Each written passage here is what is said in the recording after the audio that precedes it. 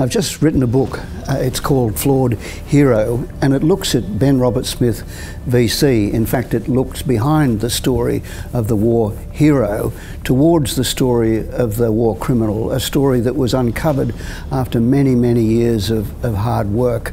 I also, some time ago for Allen and Unwin, wrote another book called Jonestown, and it's interesting that I did really see some strong parallels with the unmasking of prominent public figures who can have a secret life as well. Very powerful, very influential, and sometimes stepping across the line, you might say. I would say this one is probably the toughest story I've ever done, because it's taken so long to do and because it was such a hard subject matter, absolutely resistant to the telling, not resistant only to finding it out, but in a way it was challenging public opinion too.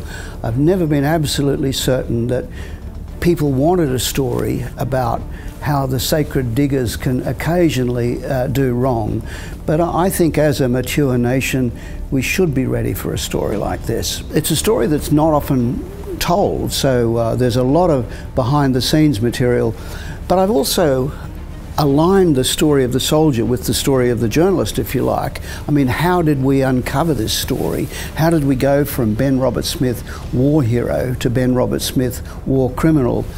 I've never thought the book was about ripping off the scandal. It wasn't about scandal mongering. It actually is a book that reinforces the integrity of the Australian soldier. It defends the Australian soldier because it tells the story of the many soldiers who stood up to Ben Robert Smith and said, no, we're not going to tolerate this. I've tried to make it a manual of journalism as well as an exposition of Australian frontline soldiering, and so much of it is also devoted to the court process. The second part of the book is in some respects the most dramatic, because it's how that 110-day court hearing, said to often be the longest defamation case in Australian history, how that unfolded. My mother was a journalist and a writer, Olga Masters. She used to say to me, the most important lesson in journalism is to finish what you start.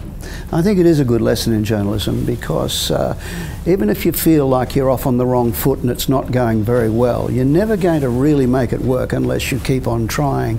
It's probably not over yet, but that's really why I kept going, because you try to finish what you start.